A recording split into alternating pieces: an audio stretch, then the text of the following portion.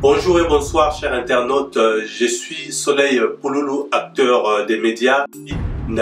Nungu tozana mikolo ya dialogue akokende akoumela akoyebela Congo, est-ce que Congo occupé ou conflit politique, etc. Le portrait. Il est originaire de la République démocratique du Congo, résidant en France. Ancien basketteur et champion de France en fauteuil roulant.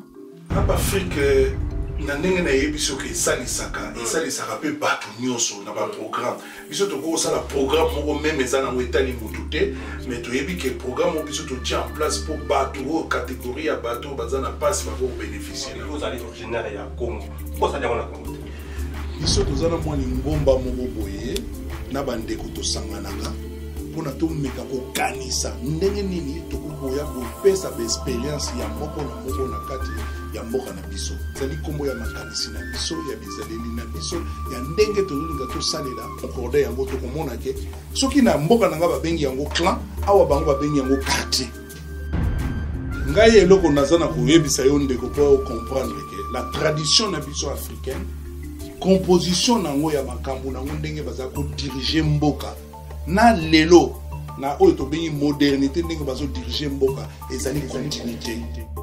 Congalushwa, la force de proposition. Roi Léopold II a sali Congo en 1885. Na bandeko na en Allemagne, basali Congo. Mais tant basali Congo wana, basali yango uti na mapatate. Babundi guerre te, babomi batu bazalaki wana bayeko tcha batu mususu te. Bakutaki bayanzi, bakutaki baluba, bakutaki banande, parenthèse. Ngai lelo soki na zongi na Congo bakoyebisa ngaki mwana waza muyanzi. Na bandeko nyonso pembe mwana muyanzi wana donc bana nango pe babotami awa na poto bazali bana bayanzi lelo na ambassade na biso ko proposition ko senga ya réforme ko zalake bana wana nyonso bakopesa bango ba carte consulaire na Congalusha to kolinga mwana nyonso tanga zo ko silisa école primaire na ye azala na capacité ya koloba au moins 2 langues couramment ya Congo pour apprendre une langue étrangère des problèmes ya ko imposer molinga langue na yo. Tu peux apprendre une langue étrangère à n'importe quel moment. 60% tradition et 40% modernité. Parce que bateau mingi au bazana makanisi ya malamu pona ko loko pona makambo bazo tenir bango quantité. OK lelo ya mo ngana ko bibisa bateau bele ba ko panza. Musalo bien ngana ko beta bino masasi.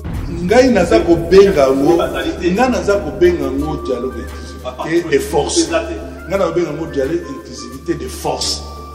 Balobi dialogue ya bato ya makasi mena bato ya bongo te ethnie dialecte boye belé na yebite ndenge nini bango ba chiffra poto koma na banombo wana ebele ngai na tuna ka mutuna moko epa ya bato ebele lelo na zozo na province na nga na bandundu okomona o ngai nazali mumputu o ngai naza muyanzi o ngai nazali mumbunda o ngai naza mudinga.